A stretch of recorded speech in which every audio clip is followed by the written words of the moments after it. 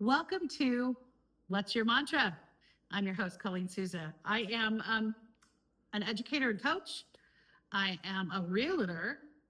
I am a mother of three. I'm a wife of 36 years to this wonderful guy. Brian, introduce yourself. I'm Brian Souza, husband to this gorgeous lady right here, Colleen Souza. And 36 years, yeah, we are definitely celebrating that this year. Three wonderful children, real estate broker, father, and Mr. Fix-It-Man around the house. Yeah, there you go. And I'm the author of the book, Living by the Mantras, Common Sense Wisdom for an Extraordinary Life. And this podcast is really just to talk about the different elements and mantras from the book and how they can make your life a better thing. And today we are diving into the mantra that's really they're all close to my heart, but I really appreciate this one. So we're starting with this. Don't be normal. Don't be normal. Don't be normal.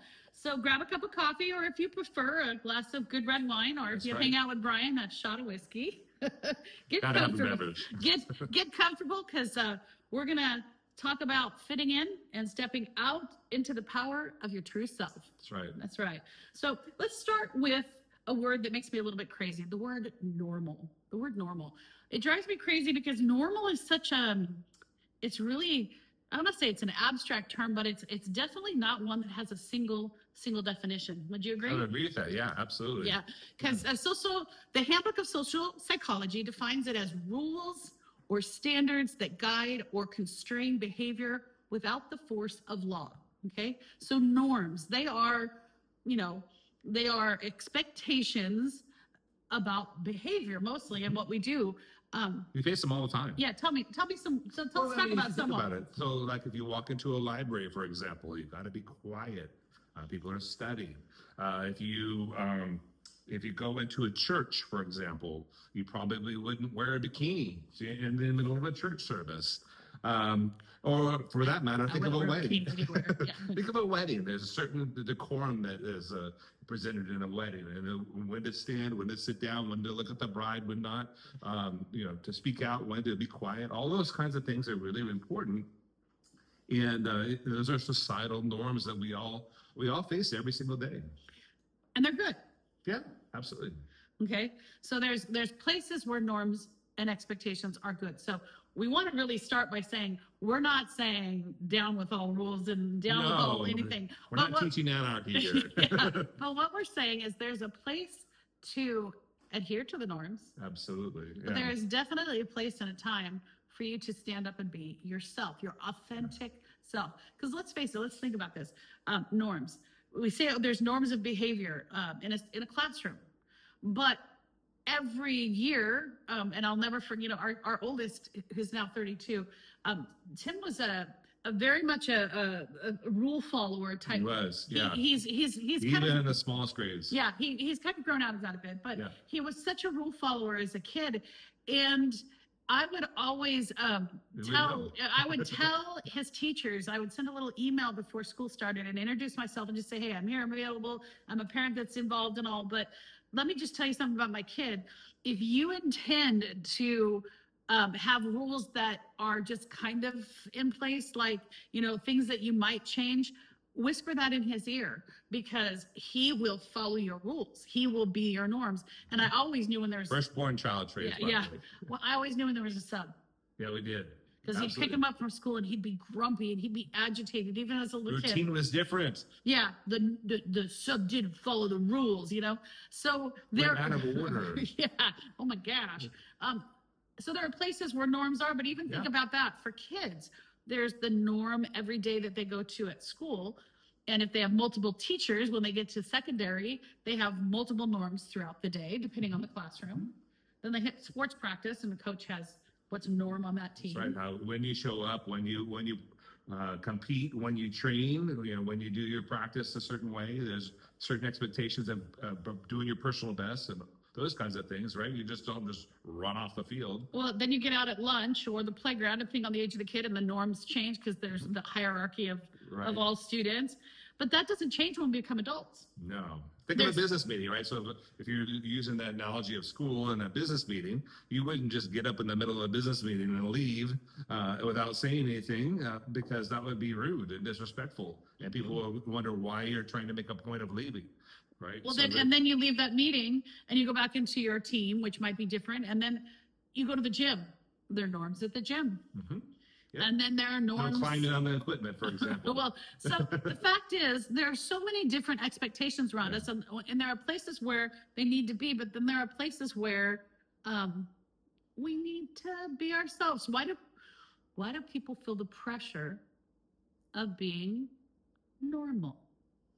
Well, so when you think about that to the extreme, it causes people to shut down. And what we don't want in life is for you to be inauthentic, not be your true self. Right? So at the end of the day, your norms should give you kind of the boundary markers, like in a sports event. But within that, you should have creativity, and you should be able to be your true authentic self.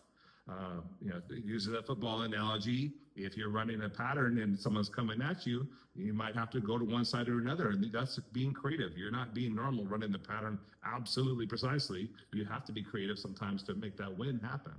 And sometimes when we just try to be like everybody else, I think when we try to do that, we're not being true to our authentic self. How can not being true to yourself affect your life overall? And I'll throw my first thought. Yeah, I'm going to just go back to normal life. When you are trying to be like everybody else because you don't want to be perceived as different, you're not always happy. You're not always happy because you might be. I'm gonna take it to girl speak here. You think, okay, I've got to dress a certain way. I've got to wear my hair a certain way. That whole appearance piece, and you want to fit in. And I'm sorry, it's not just teenagers. I was a teacher for over 20 years, and I taught high, by the way. I taught middle school. She did her tour duty. I dealt with that adolescent age where insecurity was humongous, but I don't see that it changes if we're not careful when we're adults. But as a general rule, when we're always concerned about what other people are thinking of us and if we fit in or if we're doing the right thing and we're not being ourselves, we can be uncomfortable all day. We look in the mirror way too many times, and we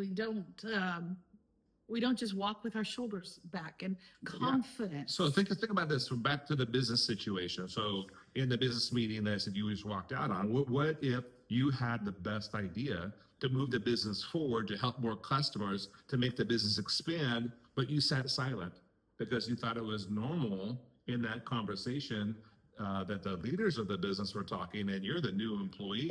Or not even that. Yeah. That you were afraid that they wouldn't like your idea, and so you're not going to speak out and be authentic and say, hey, I had this thought, because you throw your thoughts out there. You don't want to be perceived as anything other than what you feel they expect or others expect, somebody expects. I think that's the downside of not being authentic, and we see it constantly. Absolutely, all the time. I see it. So Brian and I run a real estate company, and we've done that for the last 15 years. And he's been 22 years. He's been doing it for 22 years. I've been on board for the last 15. I left the classroom and joined him. But I see it even when people are trying to make decisions about the home that they want to buy. Yeah. Because they're not sure if, and I've done it enough. I work with our buyers a lot. And when I walk into a house, I can tell when someone's in love with the house. I can tell when it fits them. I can tell when there's things about it that are inspiring to them. But I watch over and over again that they won't choose a particular property because my mom will hate this. Oh, so-and-so will complain about this. Oh, they won't. No, what do you like about it? This is where you're going to live. And so often, from choices like that to buying, if you've saved up your money and you've only got so much to buy a new pair of shoes, buy the shoes you want. Don't buy the shoes you think all your friends are going to like the best. Right. What suits you? And so, it goes at all kinds of different levels. And sometimes it keeps us from being authentic. Now, maybe you're watching this and you're thinking, well, that's not me. I'm always myself. So have you ever laughed at a joke that you knew was stupid because everyone else was laughing?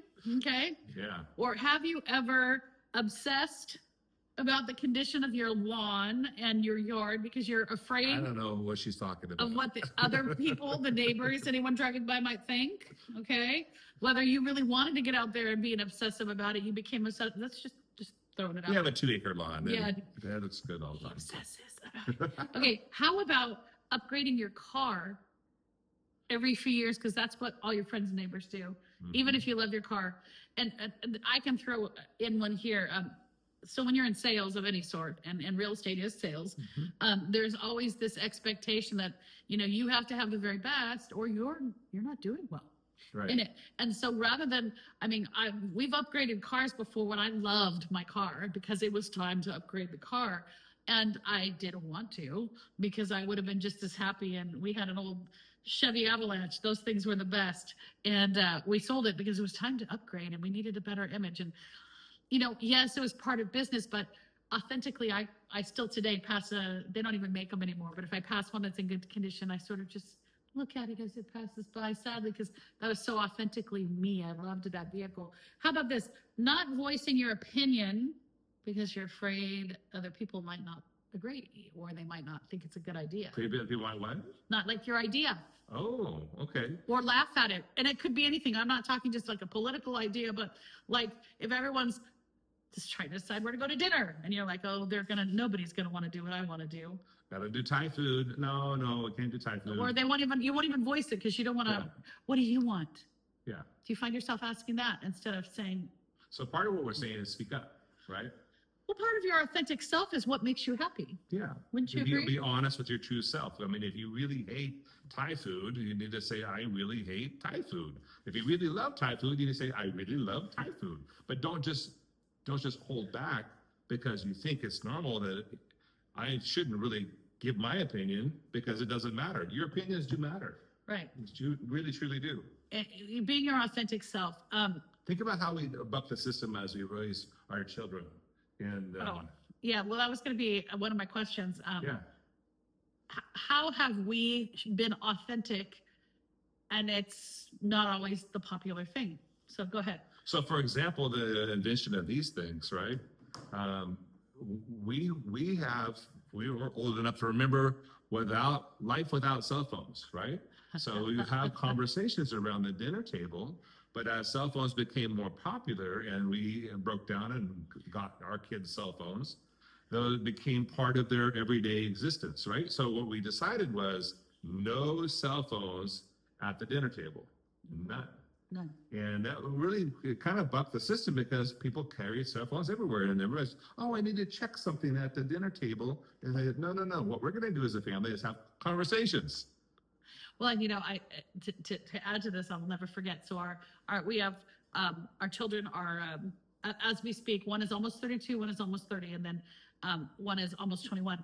But our middle daughter, Julie, when she was a freshman in college and off at school, she called us the first night she went to the dining hall for the dorms because she didn't know what to do with herself because she sat down and she was, it's the perfect time to start meeting new people and making friends. You're in the dorms, you're in the dining hall. It was her mindset to not have her phone at the table. And she called me and I said, what's up? Are you okay? And she said, Mom, there isn't a single person that doesn't have their phone up right now. And I don't even know what to do. Nobody's talking to each other. I'm at dinner and everybody's on the phone. So it was, hard for her to figure out how to be that, that authentic self. And that was another one. But I think too, but we told her that we intentionally broke that norm because we wanted what was the outcome of that? The outcome is conversation and connections. Correct. So I think the biggest thing that we're trying to say here is you need to be intentional with why you're going to be breaking a norm. Well, here's another norm that we're significantly famous for, and that is career changes. So Brian and I have been through, each of us, multiple. I'm on my third career, and I think he is on his third too. Yeah. And when we made those changes along the way, talk about not being normal. So you leave a perfectly good job for another career. People don't exactly look at you like, you go. We do intentionally hard things. right? So why do I climb mountains? Because it's not because it's easy, because it's hard. Why do we change careers? Well, we're hoping for the next level of success, not only monetarily, but also personal development wise as well. So at the end of the day, we choose hard things because it improves us. Well, it makes us Right. more authentic, because I can think about every career change you've made, and each one of them has provided more opportunity for our family, but at the same time, they've provided you a chance to be you.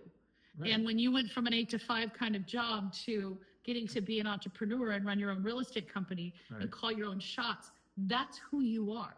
And I say this, everybody is who they are. Some of us, everybody needs to be where they need to be. But for Brian, the whole concept of working for somebody was always challenging, because he's such a natural leader. And the only place that he was happiest was when he was in charge. And when he wasn't in charge, he wasn't disrespectful, but he just never felt like he was fully himself. And so for him to step out and open a business was huge, because it allowed him to be authentic. But it wasn't normal to leave a good paying job with good benefits.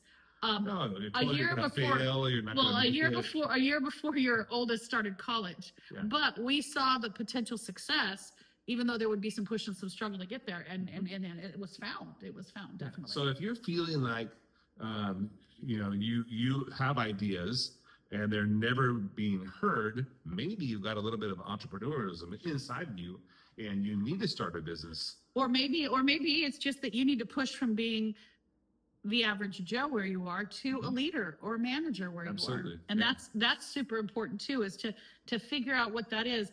And all of those things have brought further success. For me recently, we've been very successful in real estate together. As far as finances are concerned, we've done well. We sold $300 million in real estate. Yeah. So Our business is highly respected, but we're also respected in our community, the relationships we've built, the leadership that we've shown. And I wanted to shift to coach, because I was a teacher for a long time. And then in real estate, I ended up coaching quite a few people to success. And I look back and realize that gene of teaching is really embedded in me, but I love being in business for myself. So to stop and write a book and put a coaching system together, people are like, but you're doing fine, don't you? And why would you change what you do? Because I have come to a place where the authentic Colleen needs to come out in a new way. Doing hard things. Doing hard things and being challenged. So and seeking adventure too, right? We've done that in our whole existence, our whole marriage. Yeah, well, that's a part of our normal. Yeah. And that's okay too, because that hasn't always. We've jumped out of a perfectly good airplane. You've done it twice. I've only done it once, but I jumped off a perfectly good building. Right, the stratosphere. And had a bungee cord attached to me. Yeah. What else have we done that seems really abnormal? We traveled a lot of countries. We visited almost every state in the United States. We picked up one summer and took our kids on what we called the Great Adventure, we called it the American Icon Tour.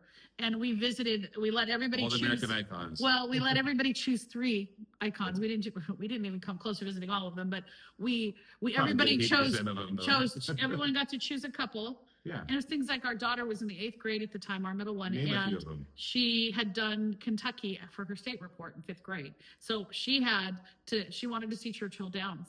And she wanted to go to the Louisville Slugger Factory. Yep. And she had to go to the Mall of America in St. Paul, Minneapolis. Yep. So those were on her list.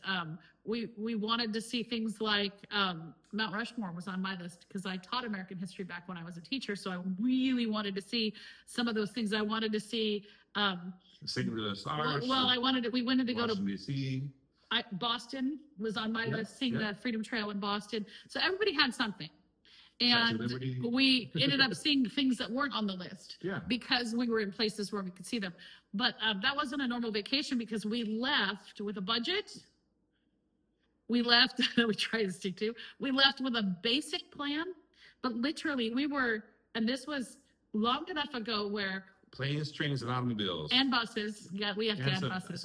Yeah. But we Final were literally location, making reservations on our way to places. It was a blast. And the kids have super good memories of being crazy.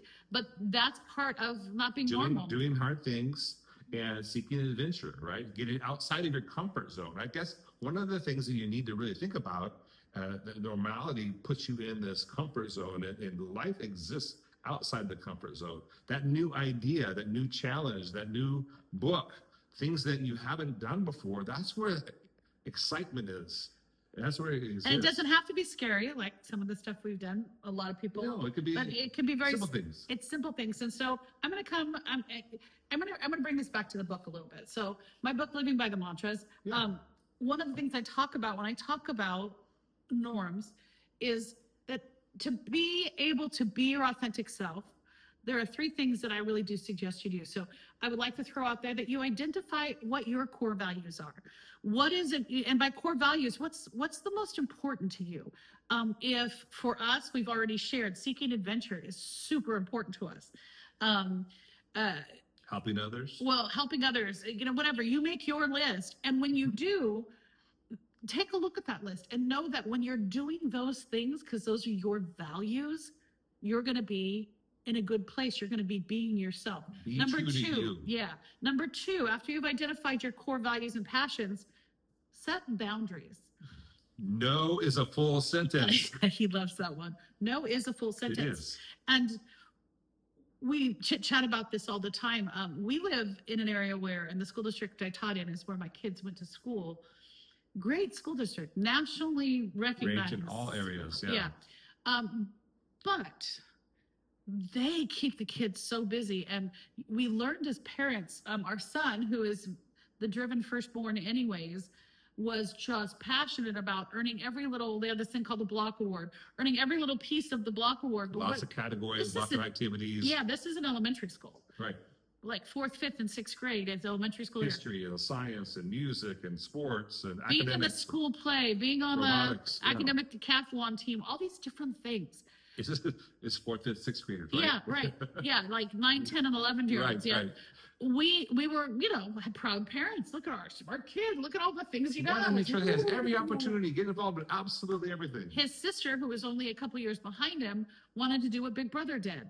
And it was about 2/3 of the way up through her doing this, because he's off in secondary, and we're starting to go, that was a bit much. And Yeah. for what purpose? Because as our older one was hitting those late middle school years, and our middle one at the time, and right about the time the last one was born, we're like already looking toward what is he going to do in, scholarships and all of that. And we realized none of this stuff that beat us up when he was in elementary school Yeah. was going to count for anything other than the development it put within him. So we began to say, hey, it's okay if you don't do all that.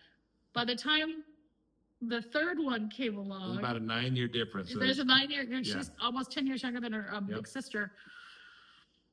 We decided that for that one, we were no blockians for the block awards. Yeah. It was a religious preference. But what we taught her was, if it's your passion and you want to do it, then by all means. But if you are doing it because everybody else in your class is doing it, we don't need to run ourselves ragged to do We wanted that. her to try everything, and what she did. She She did. tried everything. I made her do history day one time, and I made her try science fair. all that stuff. I made her do the DI. I can't even remember what that was. The destination imagination, they called it. And it was where they had to do interactive acting stuff. Robotics, I made it, yeah. we did that. We did robotics. Yep. But we didn't do it all at one time, and we set boundaries, because with boundaries, we're happier. And when we're happier, we're going to make choices that are more authentic, is the point. So going back to the list, identifying your core values and passions, setting boundaries, and then this is huge, building a supportive community around you. And That is so important, Yeah. because you can't do this alone. you can't know, Right. and it's really important. Who is that village of people around you? And even if it's a small one, even if you have your, and I say this carefully, because we have this. Not all your family is going to agree with the things you do. Mhm. But if you know in your heart what you're doing is the right thing, then and it matches your core values and beliefs, and it allows you to have boundaries as a human being, or as a family, or whatever it is within your work setting, then surround yourself with people that will support that, even if it's just 1 or 2. The bigger, the better, obviously, but Yeah. And I want to add to that too, because we'll go back 22 years ago when I started my business. So Colleen supported me 100%. I love that. My best friend supported me. Everybody else didn't. My peers did it. No. My family did it. They thought I was crazy.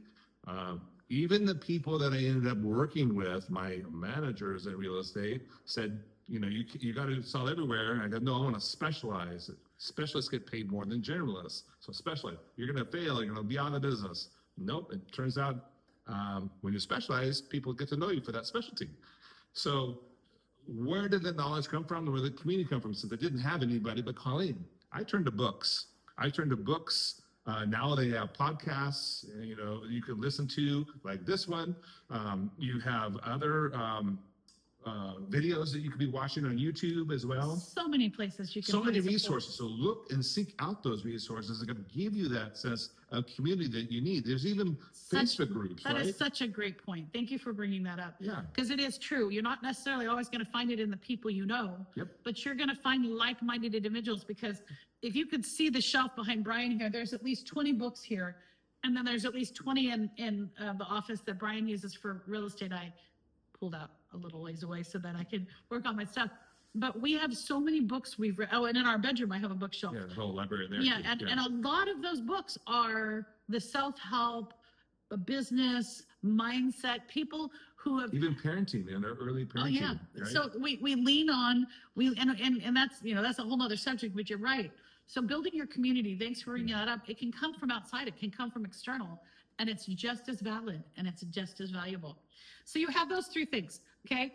I'm going to review independent core value, or identifying your core values and who you are, setting your boundaries, and then creating a community, whatever that looks like, that supports who you are, whether, well, you know, in any arena of life. Those are going to be the things that are going to help you be authentic. I do want to point out that you become like the people you surround yourself with. It's very true. So you're going to surround yourself with those great ideas and those great people, whether they're in books or on the videos or in person. You will become just like them, and just give it time.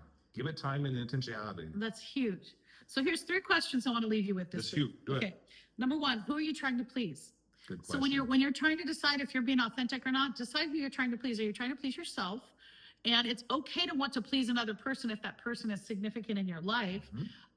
It's okay to want to be pleasing in your job Yep. if you're happy where you are. But who are you trying to please? Are you trying to please that? Are you trying to please your mom so you have a story when you go home for Christmas? Are you trying to please social media followers so that you have more followers, because that's going to make you somehow feel better? Who are you trying to please?